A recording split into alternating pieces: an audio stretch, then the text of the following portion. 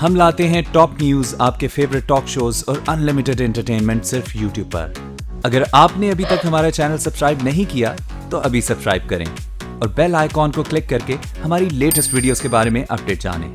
Subscribe कीजिए और हम आपको लिए चलेंगे आपकी फेवरेट वीडियो की तरफ।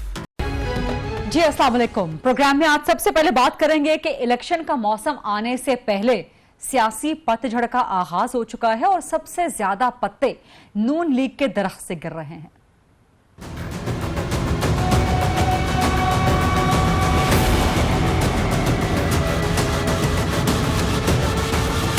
सबके लिए लेवल प्लेइंग फील्ड होनी चाहिए। अभी तो पार्टी शुरू हुई है।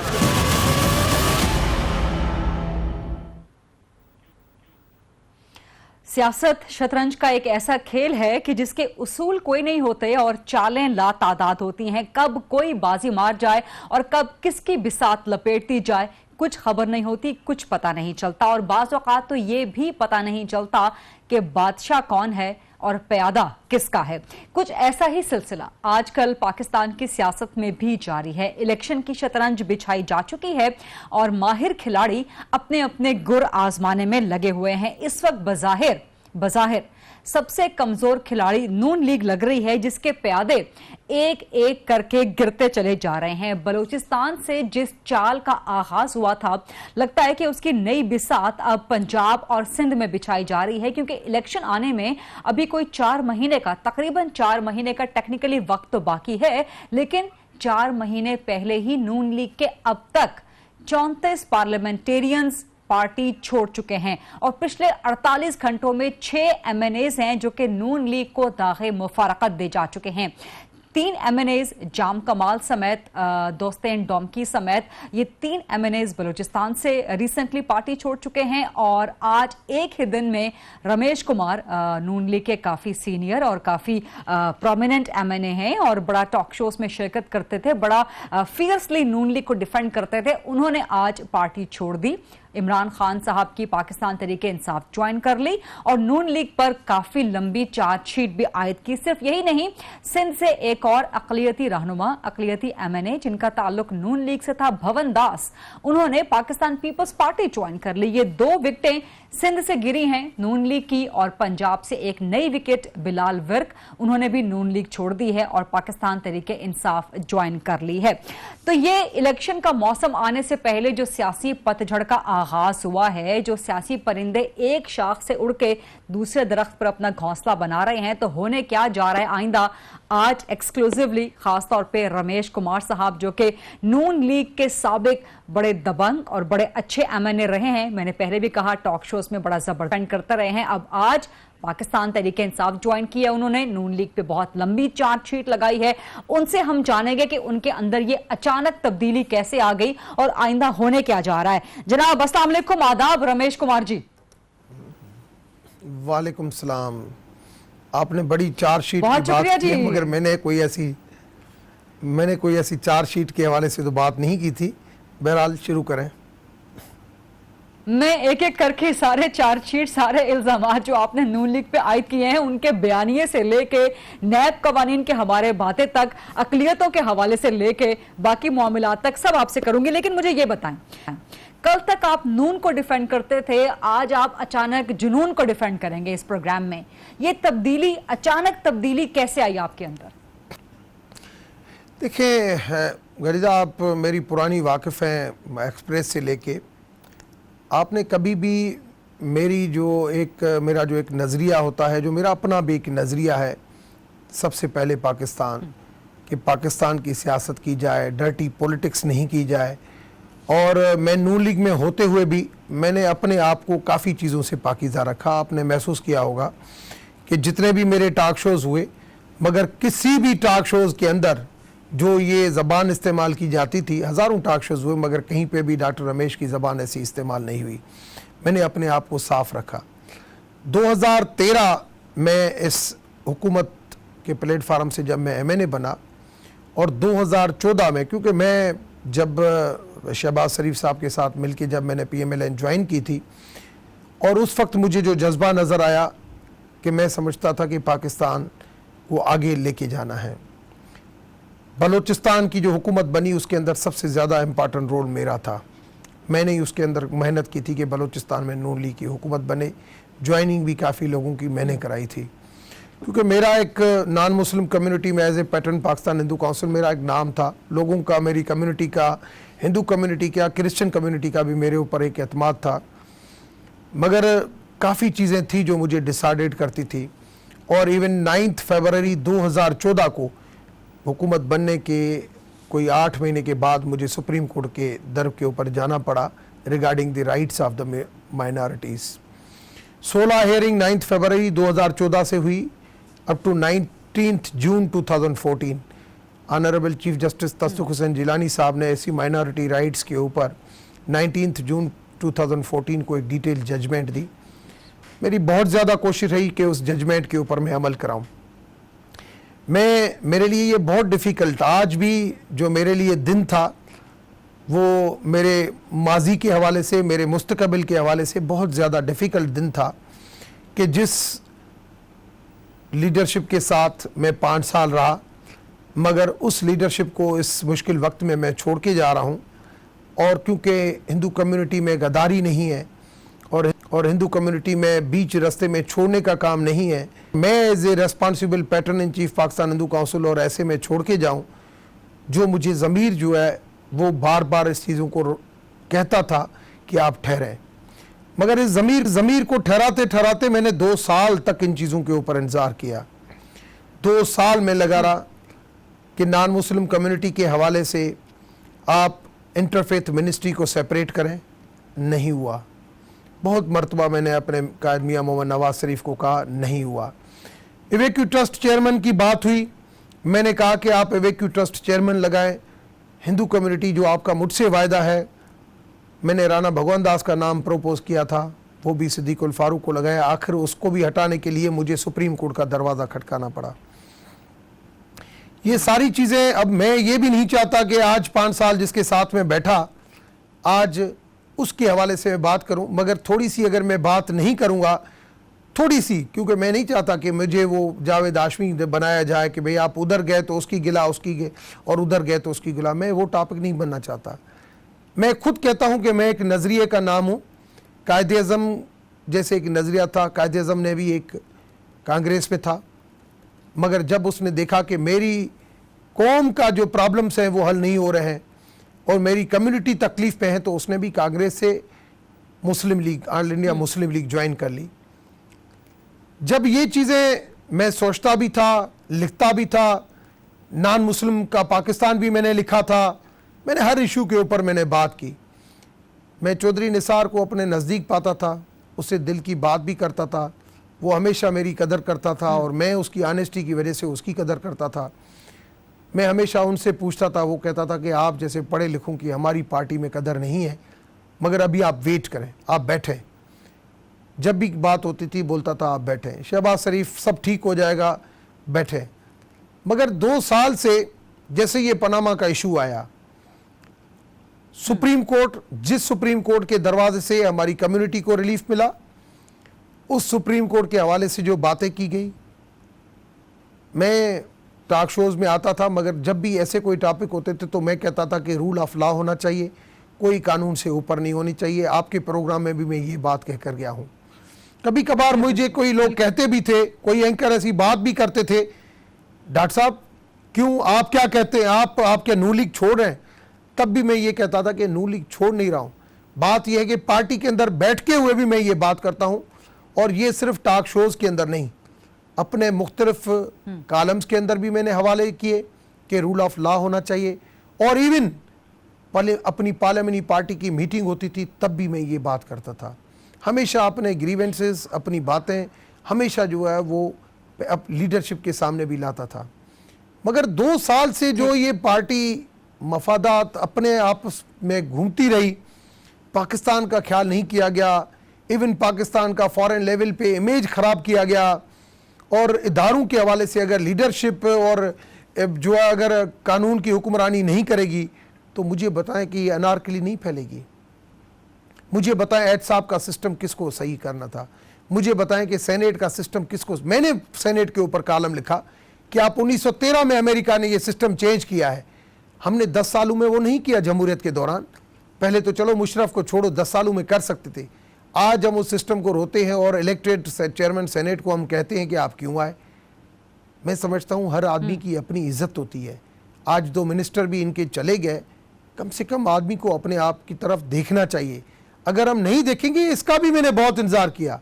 मैं हमेशा, क्योंकि मैं एथिक्स का स्टूडेंट हूँ, मैंने एथिक्स पढ़ी हुई है, मैंने हिस्ट्री पढ़ी है, मैंने बहुत सारी तालीम ली है, मैंने चाणक्य जी पढ़ा हुआ है, मैंने उन टॉपिक के ऊपर लिखा हुआ है। मैं फिर भी मैं कहता था कि नहीं, सब्र, तहम्मुल और बर्दाश्त के बाद जो है ये चीज़ें होनी चाहिए, और मैं हमेशा ये बातें करता था। मगर आज मैं समझता हूँ कि आपके क्वेश्चन आएंगे, मैं भली पूरी बात कर लूँ। आज जब काफ़ी टाइम गुजर गया, इन चीज़ों का हल नहीं निकला, एवेक्यू सिद्दीक अल फारूक हट गया, उसके बाद में जाके प्राइम मिनिस्टर से मिला, मैंने कहा खुदारा अब तो कम से कम लगा दे हिंदू कम्युनिटी का। मैंने 2 जज के नाम दिए, हिंदू कम्युनिटी के रिटायर्ड जज, एक 21 ग्रेड के। मैंने कहा अब तो कोई इसमें से लगा दो। मैंने अपने लिए कभी कोई चीज़ नहीं मांगी। क्यों? क्योंकि मैं बताता था कि यही एवेक्यू ट्रस्ट, अगर कोई हिंदू कम्युनिटी का बंदा आ जाए, 1 बिलियन गवर्नमेंट को फ़ायदा होगा। वक्त बताएगा। ग्रे ट्रैफिक थी, मैंने मियाँ साहब को ग्रे ट्रैफिक के ऊपर ब्रीफिंग दी, डॉन में मैंने इसके ऊपर आर्टिकल लिखा कि इस ग्रे ट्रैफिक के ऊपर 1 बिलियन हम कमा सकते हैं। मगर हमें पाकिस्तान के बारे में सोचना, बातें तो हम कायदे-ए-आज़म की करते हैं, मगर कायदे-ए-आज़म के पाछे की तरफ भी हम नहीं गुजरते हैं। हम बात तो माइनॉरिटीज़ की करते हैं, मगर माइनॉरिटीज़ के दुख दर्द में उनके साथ नहीं होते हैं। मुझे पता है कि मेरी कम्युनिटी के कितने प्रॉब्लम थे। इवन इस वक्त जब मुल्क मेरा क्राइसिस में था, 37 ममालिक पाकिस्तान को वॉच लिस्ट में डाल रहे हैं, मगर हम उस चीज़ के ऊपर डिस्कस नहीं कर रहे हैं, हम अपनी गिरफ्त की बात करते हैं। और ये मैंने 6 महीने पहले पार्लियामेंट्री पार्टी की मीटिंग में प्राइम मिनिस्टर के सामने मैंने बात की। मैंने कहा we are on the wrong direction, हम गलत डायरेक्शन पे जा रहे हैं, हम सिर्फ अपने इर्द गिर्द की बात करें, मुल्क सफ़र कर रहा है। ये सारे इशूज़ थे जिसकी वजह से मैं काफ़ी अरसे से सोच रहा था। जी ठीक है रमेश कुमार साहब, आपने सारे इश्यूज बता दिए। एक इसमें भी चार्जशीट है आपकी साबिका पार्टी के खिलाफ। मुझे बहुत से आपसे सवालात भी करने हैं, लेकिन ये पहला सेगमेंट कम से कम 15 मिनट का मैंने आपको दिया है ताकि आप खुल के बोल लें, और उसके बाद फिर मैं 1 बाय 1 आपसे सवालात करूं। तो सवालात की अब आपसे बारी आएगी मजीद, लेकिन एक छोटा सा ब्रेक लेते हैं। उसके बाद रमेश कुमार साहब से आइंदा क्या होने जा रहा है इस हवाले से सवाल करेंगे। रमेश कुमार साहब से, जिन्होंने हाल ही में नून लीग छोड़ी है, आज ही नून लीग छोड़ी है और पाकिस्तान तरीके इंसाफ के जुनूनी बन गए हैं। रमेश कुमार साहब, आपकी बात हमने तफसील से सुनी पिछले सेगमेंट में। अब कुछ सवाल मैं आपसे करना चाहती हूं। सबसे पहले ये बताएं, बल्कि मैं ये जरूर कहना चाहूंगी कि आप उन चंद एक सियासतदानों में से हैं जिन्होंने सियासत में अखलाकियात का दामन कभी भी नहीं छोड़ा, चाहे आप अपने मुखालिफ से, कितने ही बदतरीन मुखालिफ से बहस या बात क्यों ना कर रहे हों। ये बताएं कि आज नून लीग छोड़ते हुए कोई रिग्रेट था आपको? जैसे आपने कहा कि आपकी कम्युनिटी के लोग अखलाकियात का दामन कभी हाथ से जाने नहीं देते और कभी किसी को बीच राह में छोड़ते नहीं हैं, तो कोई रिग्रेट है आपको नून लीग छोड़ने पे? देखिए, मैं ज़रूर, मेरे लिए ये तकलीफ था कि 5 साल जिस थाली में मैंने साथ खाया और आज उसकी एक अपोनेंट पार्टी में जा रहा हूँ, मगर मुझे पाकिस्तान के जो हालात हैं, पाकिस्तान के मुहब्ब वतन लोगों के जो मसले मसाइल हैं, मुझे हल करने के लिए PMLN के अंदर अभी वो माहौल देखने में नहीं मिला। मैंने बहुत ज़्यादा कोशिश की, अपने ग्रीवेंसेस के बावजूद भी मैंने 5 साल जो गुजारे वहाँ पे हर वक्त अपनी लीडरशिप, या नवाज शरीफ हो, शहबाज शरीफ हो, चौधरी निसार हो, इसाक डार हो, रमेश साहब, आपको ऐसा क्यों लगता है कि लोगों के मसाइल हल करने का जो माहौल है वो पाकिस्तान तरीके इंसाफ में है? नून लीग में आपको नजर नहीं आया, किसी और जमात में आपको नजर नहीं आया? आपने बहुत अच्छा क्वेश्चन पूछा है। मैंने, पता नहीं, मैं, आपको पता है कि कुदरत के कानून के ऊपर बहुत यकीन रखता हूं। मैं काफ़ी दिनों से सोच रहा था कि अब ये जो बयानिया जा रहा है, जिस अदलिया के खिलाफ जा रहा है, उस अदलिया से मेरी कम्युनिटी को रिलीफ मिलता है, उस अदलिया के कानून की हुक्मरानी होती है, उन मुआफ़ज़ों के खिलाफ जाता है जिनकी वजह से पाकिस्तान आज सेफ हाथों में है। ये अगर हुकूमत में आते हैं PMLN, तो फिर ये पाकिस्तान की खिदमत नहीं होगी, सिर्फ इंतकाम होगा। मैं काफ़ी दिनों से सोच रहा था, मगर चौधरी निसार मुझे कहता था कि सब ठीक हो जाएगा, वेट करो। मगर जब शाह महमूद कुरैशी साहब मेरे घर आए, 2 घंटे मुझसे उनकी जो डिस्कशन हुई, मैंने बहुत ज़्यादा अच्छी चीज़ें, जो मेरा नज़रिया था जो जो मैंने कायदिज़्म की चीज़ें पढ़ी और जो चीज़ें मैं पाकिस्तान में लाना चाहता था, वही शाह महमूद कुरैशी से मुंह से मैंने सुनी कि आप हमारे साथ आएँ और हमारी टीम का हिस्सा बने। ये नहीं कि आप आ जाएं बस हमारे का टीम का हिस्सा बने। आपका नजरिया इस वजह से मैं आपके पास चल कर आया हूं। फिर जब जहांगीर तरीन साहब, दूसरे दिन जहांगीर तरीन साहब आए, उनके साथ जब 1.25 घंटे मेरी डिस्कशन हुई, मुझे वो चीज़ें उनमें भी उसमें भी नजर आई कि पाकिस्तान को आगे कैसे लेके जाना है। ये नहीं कि पीआईए प्राइवेटाइज होना चाहिए। जहांगीर तरीन साहब तो कैसे खुद पीआईए को नाअहल हो बेहतर गए रहना हैं। है। जहांगीर तरीन साहब तो खुद नाअहल हो गए हैं। आपको कैसे लगा मैं उसकी उनकी बातें अहलियत सुन के वाली- उनकी क़यादत में आप पाकिस्तान को आगे लेके जाएंगे? नहीं, आप मेरी बात समझे। पार्टी का आज मियां नवाज शरीफ अगर नायल हो गए हैं, मगर मियां नवाज शरीफ की आज भी वीएन उधर चलती है। आज जहांगीर तरीन अगर पीटीआई में अगर किसी भी तरह कोर्ट के डिसीजन से नायल हो गए हैं, मगर आज उसकी चलती है। आज पार्टी के मैं रियलिस्टिक पॉलिटिक्स करता हूं, हकीकत पसंद बंदा हूं। आज भी पीटीआई के अंदर जो मेन जो पिलर हैं मियां साहब के, अपना इमरान खान साहब के साथ, वो शाह महमूद कुरैशी साहब है, जहांगीर तरीन है, असद उमर है, मेन पिलर है। जब उन लोगों से मेरी मुलाकातें हुई, जहांगीर तरीन से मेरी मुलाकात हुई, शाह महमूद से मुलाकात हुई, और उसके बाद जब मेरी एक मुलाकात उन लोगों ने, दोनों ने जो है मेरी खान साहब से कराई, दिन ब दिन मैं उनसे मुतासिर होता गया। और मैंने वहाँ पे भी जो पीटीआई में जो गलतियाँ थी, जो मेरी दिल से ऊपर थी, मैंने वो भी बातें लीडरशिप के साथ की, इमरान खान साहब के साथ की। अच्छा, और उन्होंने जिस पैशन के साथ मेरी बातें सुनी, क्या नजर आती हैं और क्या उन खामियों के साथ आप आगे चल पाए? मैं अगर अपनी पार्टी में होता था, जब माजी वाली पार्टी में मैं वहां पे भी कोई गलत चीज होती थी तो मैं अपने ज़मीर को हल्का करने के लिए बात करता था, मगर कभी मुझे हाँ या सही या नहीं का जवाब नहीं मिलता था। मगर फिर भी मैं यकीन करता था कि चलो पेपर रख लिया है, कुछ ना कुछ पढ़ के इम्प्लीमेंटेशन होगी, और उस आसरे पे चलता रहा। मगर यहाँ पे जब मैं मिला और जिन गलतियों की निशानदेही की, मैं गलतियां नहीं उस वक्त की दोहराऊंगा, नहीं इस वक्त की दोहराऊंगा, मगर जब मैंने कहा कि सर ये स्टेप गलत थे, जब मैंने ये बातें की तो खान साहब ने कहा कि यू आर राइट, ये गलत हुआ, ये गलत हुआ, ये सही हुआ। और जिस पेशेंट के साथ सुना और मुझे कहा कि आप मेरी टीम बनो, आप मेरी टीम बनो, आप थिंक टैंक बनो, यू के चलेंगे। जब मैंने ये देखा, मैंने कहा कि जिस नजरिए और जिस तरीके से मैं पाकिस्तान की खिदमत करना चाहता हूं, ये वाहिद लीडर है जिसका कोई बाहर इंटरेस्ट नहीं है, जिसकी हॉस्पिटल भी यहां चलती है। मैंने कहा ऐसे नहीं होना चाहिए कि हमारे 2.25 करोड़ बच्चे एजुकेशन से महरूम हो और हमारे बच्चे बाहर पड़े। ये नहीं हो कि भाई जिसकी माँ जो है खान साहब के अपने यहाँ बच्चे पे बाहर हॉस्पिटलों पढ़ते हैं। के बाहर डिलीवरी इमरान खान साहब के अपने बच्चे बाहर पढ़ते हैं। आप किस नजरिए की बात मगर कर रहे हैं? इन सारी किस जज्बे की बात कर रहे हैं? मैं खान साहब के अपने बच्चे बाहर नहीं पढ़ते? देखो वो और चीज, तो वहां पे और चीज है, मगर आप उनके अंदर जो मैंने एहसास देखा, एक फॉरेन इंटरेस्ट होता है। आप कह रहे हैं कि हमारे बच्चों के पास पढ़ने के स्कूल नहीं है। आपने यही कहा ना कि हमारे बच्चों के पास पाकिस्तान में पढ़ने के स्कूल नहीं है और ये मेरी तो खान साहब के अपने बच्चे बाहर पढ़ते हैं। गडीदा, मगर मैं आपको ये प्रूफ करके दिखाऊंगा, आप वक्त आएगा ये मैं प्रूफ करके दिखाऊंगा कि इसी पीटीआई की हुकूमत बनाने के बाद नहीं यहाँ पे हमारा कोई मासूम बच्चा स्कूल से बाहर होगा। ऐसे नहीं होगा कि हमारी माएँ और बहनें इधर से रास्ते के ऊपर डिलीवरी करें। और मैंने इस वक्त जितनी भी लीडरशिप है, उन सारी लीडरशिप के अंदर फिर भी मैंने खान साहब को बेहतर पाया। सुनते हैं, अमल करते हैं। आप इमरान खान साहब से, कुछ क्योंकि नहीं करता। आप हमेशा उसूल की बात करते हैं, तो आप इमरान खान साहब से भी यही कहेंगे जब आप कह रहे हैं कि अगर पीटीआई की गवर्नमेंट आ गई तो स्कूलों का मयार इतना बेहतरीन कर देंगे कि सारे बच्चे पाकिस्तान में पढ़ेंगे, तो तब आप इमरान खान साहब से भी, अपने कायद से भी कहेंगे कि उनके बच्चे भी पाकिस्तान में पढ़ने चाहिए? आप तो खान साहब की बात करते हैं, मैं कहता हूं जो बाहर जो लोग पाकिस्तान में रहते हैं, हमारी बहुत सारे लोग पाकिस्तान में रहते हैं, वो पाकिस्तान से बाहर रहने के लिए खुश नहीं है। मगर हम पाकिस्तान को जब पेरिस बनाएंगे तो कोई बाहर रहने का सोचेगा नहीं, वो कहेगा कि मैं पाकिस्तान में जाके रहूं। उसके लिए हमें माहौल चाहिए, there is will there is a way. और वो माहौल जब हम जैसे लोग थिंक टैंक में होंगे, आपको माहौल बना के देंगे।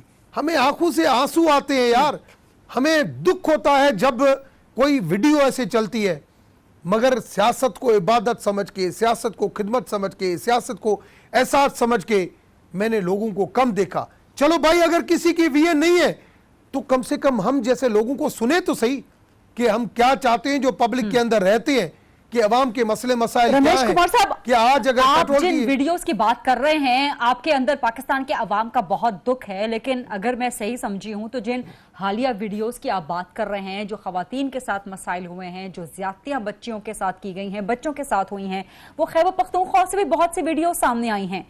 हर दूसरे तीसरे दिन वहां कोई ख्वाजा सराक कत्ल कर दिया जाता है और वहां पर खैबर पख्तूनख्वा में पाकिस्तान तहरीक इंसाफ की हुकूमत है। ये तो आप जानते हैं। ये सब बातें आपको बुरी लगती थी तो मुझे समझाइए तो सही कि क्या नजरिया, क्या जज्बा देख के आपने इस पार्टी को ज्वाइन किया, मैं समझना चाहती हूँ। गडी साहब, पहली चीज तो ये कि मैंने कभी भी पाकिस्तान को हिस्सों में नहीं बांटा है। पंजाब में हो, सिंध हो, बलूचिस्तान हो या केपी के हो, मेरी नजर से चारों एक है। मैं हमेशा अगर किसी भी पाकिस्तान के कोने में किसी की अगर दिल आज़ारी होती है, किसी के साथ नाजायजी होती है, ह्यूमन राइट्स वायोलेशन होती है, तो हमेशा कहता हूं कि पाकिस्तान का इमेज खराब होता है। हमें उन चीज़ों को बेहतर करना चाहिए। वो माहौल हमारे फेडरल गवर्नमेंट की रिस्पॉन्सिबिलिटी होती है कि फेडरल गवर्नमेंट वो विल दिखाए। अगर फेडरल गवर्नमेंट और प्रोविंशियल गवर्नमेंट के अंदर भी अगर तनाज़े रहेंगे, आज कराची एक इकोनॉमिकली हब था, वही कराची था जो मुस्तफा कमाल जब नाज़िम था, फेडरल गवर्नमेंट की ग्रांट के ऊपर कराची ऐसे चमकता था। आज कराची तबाह हो गया। नहीं प्रोविंशियल गवर्नमेंट ने तावन किया, नहीं फेडरल गवर्नमेंट ने तावन किया। ये जो चीज है, कमाल को मेयर मुझे बनवाया खत्म था करनी है। अल्ताफ हुसैन साहब ने। तो अगर आप मुस्तफा कमाल के उस दौर की तारीफ कर रहे हैं, इसका मतलब है कि आप अल्ताफ हुसैन की तारीफ कर रहे हैं। इसका मतलब है कि आप इमरान खान साहब के नजरिए से, उनके बयान से जरा डाइवर्ट हो रहे हैं। अल्ताफ हुसैन ने जो दहशतगर्दी फैलाई, तो आपने देखा कि मैंने सबसे ज्यादा उसकी मुखालफत की। मगर मुस्तफा कमाल के टाइम पे अगर एक डिलीवर हुआ, अगर काम हुआ, तो मेरा काम है हकीकत को सही कहना, गलत को गलत कहना। अगर आप किसी को मैं सही काम की अगर दाद दूं और गलत काम को कहूं, रिग्रेट करूं, तो आप ये नहीं कहें कि उस बंदे की मैंने तारीफ और उस माहौल की मैंने तारीफ कर ली। मगर मुझे खुदा ने आंख भी दी है, खुदा ने जहन भी दिया है, खुदा ने अक्ल भी दिया है, और हर पॉलिटिशियन का काम यह है कि सही को सही कहे, गलत को गलत कहे। ये जो माहौल है, उस माहौल को हमें एक इबादत वाला माहौल बनाना चाहिए। ठीक, सियासत ये नहीं कहती है। बहुत जबरदस्त, पीटीआई के अंदर भी कुछ गलत बात चीजें कर रहे हैं। मैं वही आपसे बार बार पूछ रही हूं कि पीटीआई में क्या खामियां हैं, ताकि आप खुल के बोलें, क्योंकि आप स्ट्रेट फॉरवर्ड किस्म के सियासतदान हैं। आप दीगर जो खामियां हैं, जो आज गडीदा जो खामियां हैं पीटीआई के अंदर, वो मैंने डिस्कस की है। और आप देखेंगी अच्छा कि अगर इस पीटीआई के बेड़े को मैं खुद उसमें बैठ के और उसको आगे लेके जा रहा हूं खान साहब के साथ, उसकी लीडरशिप के नीचे, तो उसकी थिंक टैंक अगर बन के जा रहा हूं, तो आप उसके अंदर बहुत बड़ी तब्दीली देखेंगी। और मेरे आज क्यों जो तब्दीली देखेंगे और अगर ये तब्दीली रमेश कुमार साहब ना आई, अगर ये तब्दीली ना आई, तो फिर आप पीटीआई भी छोड़ जाएंगे? एक मेरी बात सुने, इतने लोग आपने गिनवाए जो पीएमएलएन छोड़ के गए हैं, क्या तब्दीलियां आ रही हैं, मगर कभी भी किसी चीज़ के ऊपर इतना रिएक्शन या हाइप क्रिएट नहीं हुई। आपने खुद इसको महसूस करेंगी।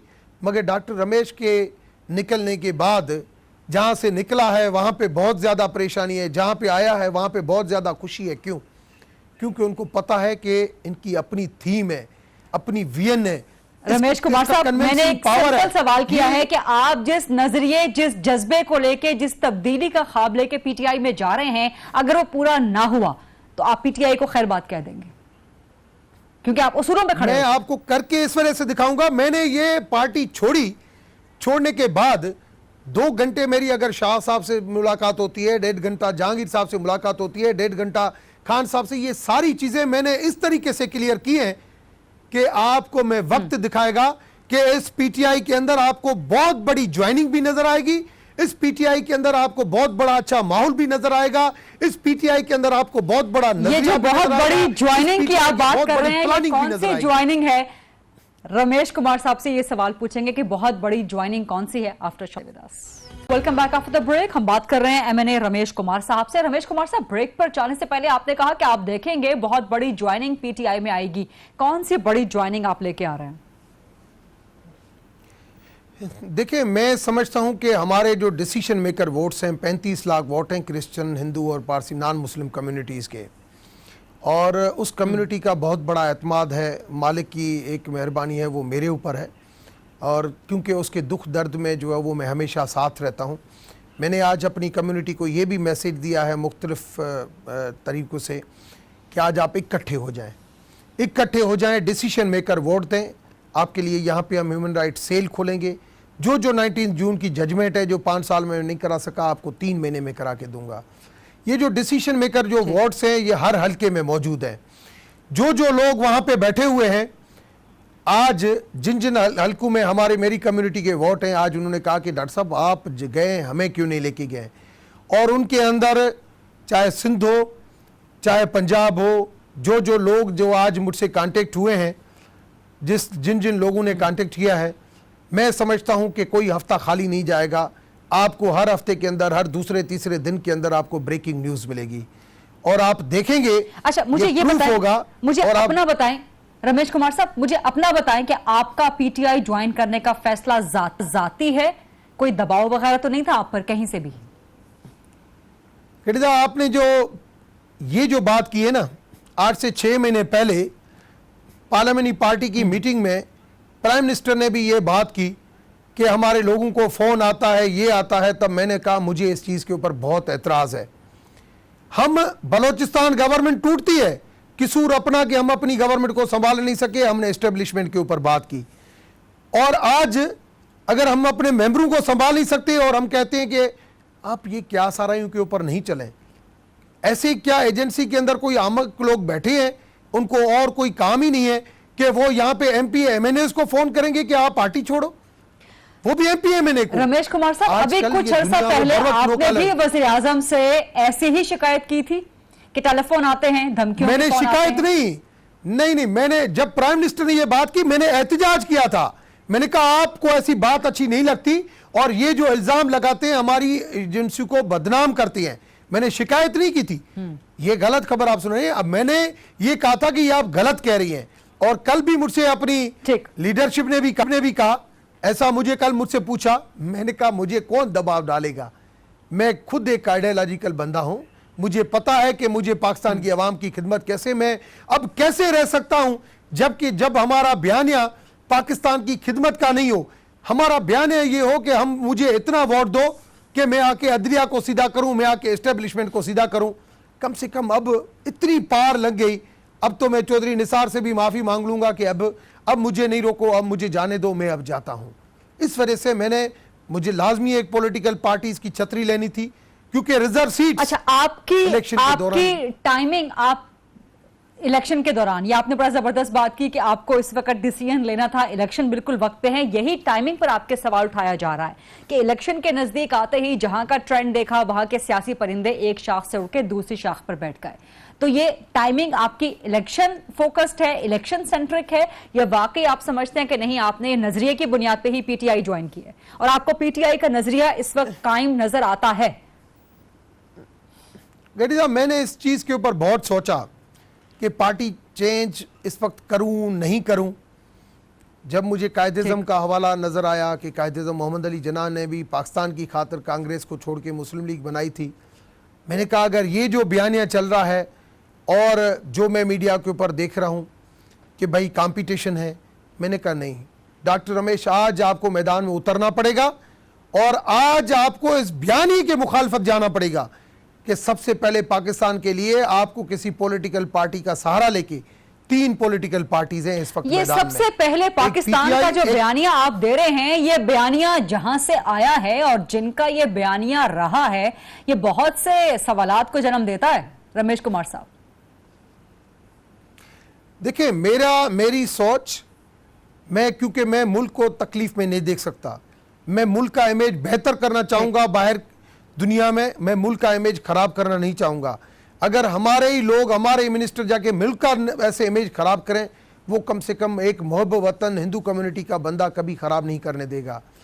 मुझे मेरा आज अगर मैं एक दिन भी अगर अभी नहीं जाता तो वो मुझे ज़मीर उठाता रहता कि जाग बंदे जाग, अभी आप अगर देर की तो ये मुल्क आपका तकलीफ में है। और धरती को मैं मां समझता हूं, रमेश साहब, एक आखिरी सवाल, मेरे मजहब में भी मां। जब अगर धरती तकलीफ में हो धरती तकलीफ में हो और मैं अगर आराम से चैन की नींदें सोता रहूं कि मैं अभी भी एमएनए हूं, दूसरी मर्तबा भी पीएमएलएन से एमएनए बन जाऊंगा और मुझे क्या है, नहीं, मेरे पास अगर ताकत है, मेरे पास अगर मीठी जबान है, मेरे पास अगर वीएन है, तो मैं उस बेड़े में बैठूं जिस मीठी बेड़े जबान के थ्रू की आप जो बात कर रहे हैं सकूं। रमेश कुमार साहब, तो मुझे एक आखिरी सवाल करने दें, क्विक जवाब उसका दीजिएगा। आप सोशल मीडिया पर काफी एक्टिव हैं, वहां पर पाकिस्तान तहरीके इंसाफ के लोग जिस तरह की जबान इस्तेमाल करते हैं, खासतौर पर उनके वर्कर्स वहां पर, क्या आप पाकिस्तान तहरीके इंसाफ में जाकर उसी जबान के रंग में रंग जाएंगे या आप उसको फाइट करेंगे, मैं इसको कंडेम करेंगे? मैं पीएमएलएन में, जब पीएमएलएन के अंदर भी जब ऐसी जबान इस्तेमाल होती थी,